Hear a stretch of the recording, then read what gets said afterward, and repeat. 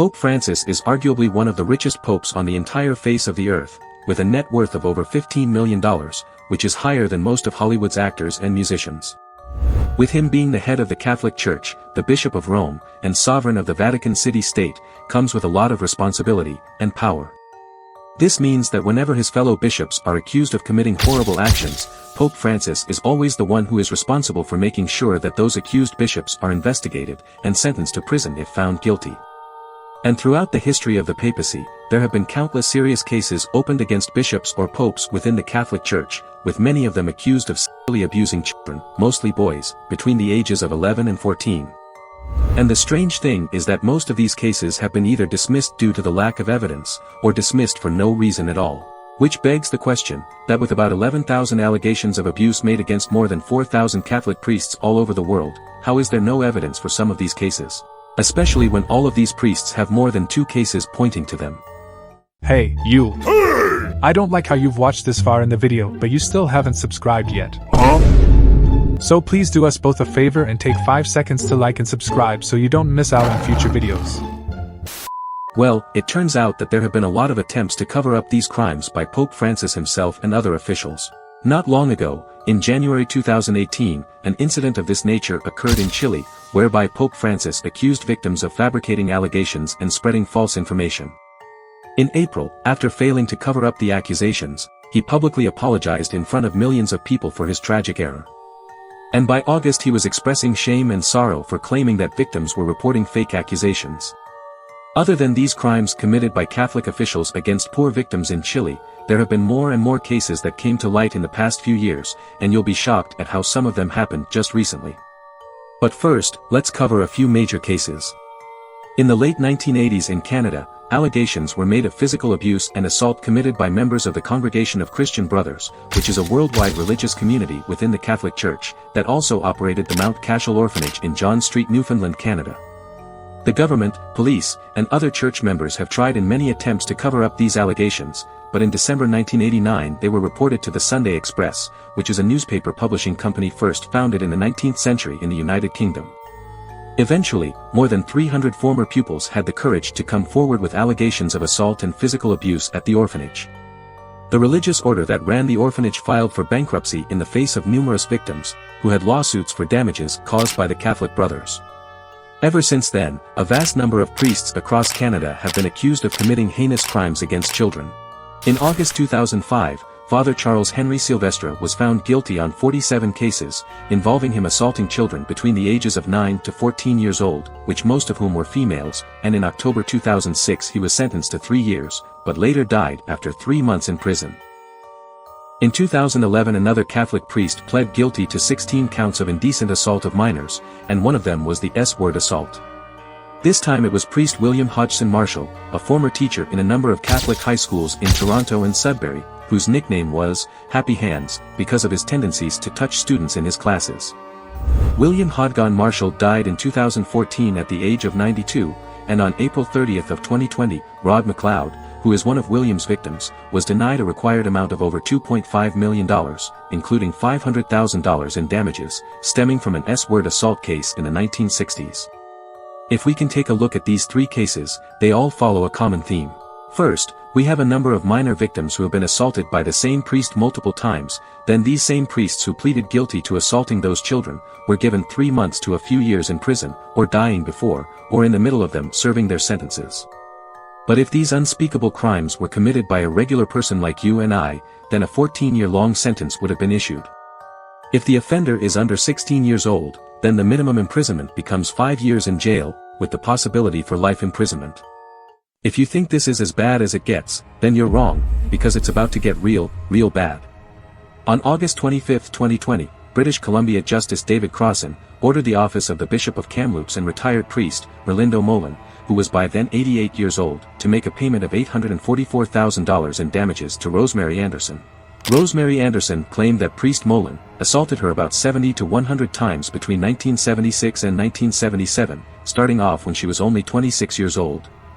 Ms. Anderson claimed priest Molan offered her counseling to help her deal with the death of her father, but that quickly turned into something else. During a lawsuit in Canada, a former Kamloops bishop and future Vancouver Archbishop, Adam Exner, who is now 90 years old, testified in court that Priest Mullen is indeed assaulting children, including Rosemary Anderson. He also added that Mullen was not stripped of his priesthood status until after Ms. Anderson told him that Priest Mullen had assaulted her, and that he suggested that she would marry her. But with such serious accusations, thousands of First Nations children still attended residential schools, many of which were run by the Catholic Church. A Manitoba leader, Phil Fontaine, revealed that he had been assaulted and physically beaten while he was in a Catholic residential school. He claimed that abuse was a common thing in residential schools in general. In my grade 3 class, if there were 20 boys, every single one of them would have experienced what I experienced, or some aspect of S-word assault. And Canadian author and artist, Michael D. O'Brien, has also spoken out about his painful experiences of residential school abuse, claiming that the S-word exploitation of the young has been epidemic in Catholic residential schools and orphanages, and I don't think it's going to stop. With thousands of cases flying in left and right every year, the Catholic Church also received hundreds of lawsuits filed against them by victims. For example, in July 2003 the Roman Catholic Church of Louisville paid out $25.7 million to settle child S-word allegations made in 240 lawsuits, involving 34 priests and other church workers. In 2003, the Archdiocese of Boston also settled a large case for $85 million, with 552 alleged victims.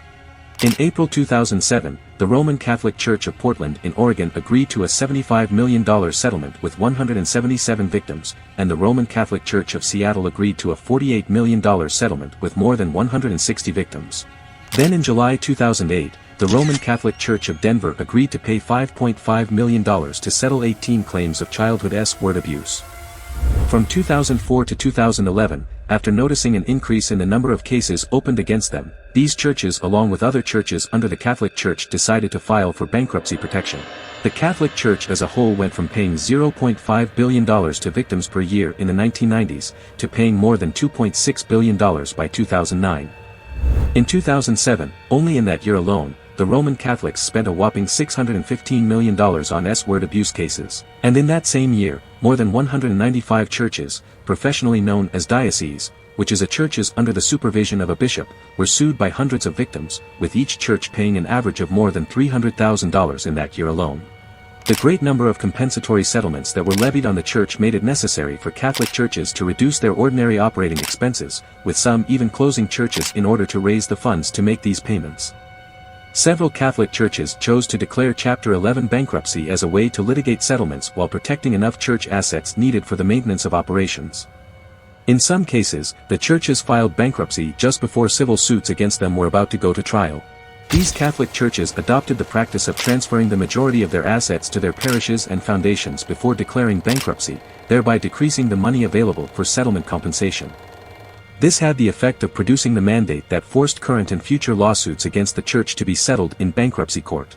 As one of the first people within the Catholic Church who attempted to bring an end to S-word assault on minors, Catholic Bishop Gerald Fitzgerald, who was the founder of the Congregation of the Servants of the Paraclete, to give assistance to priests who were struggling with alcohol and substance abuse addictions. But soon after that he began receiving priests who had a history of S-word assault on minors. And because of that, Fitzgerald started to treat such priests by using the same spiritual methods that he used to help his other priests that were dealing with addictions. However, after a few years of helping other priests, Fitzgerald started to oppose the return of Catholic priests who had once committed such horrible acts on children, claiming S-word abusers in the priesthood should not be cured and returned to their positions at the church, but rather, they should be permanently banned immediately. Eventually, Fitzgerald lost control of the Servants of the Paraclete, and the center began to employ medical and psychological professionals who added psychiatry and medical treatment to the already placed spiritual methods used by Fitzgerald. Fitzgerald didn't like that medicine was used to help priests who struggled with substance abuse and assaulting minors, but rather believed in prayer to help them. Fitzgerald continued to oppose these medical modifications to his treatment regimen, until his death in 1969.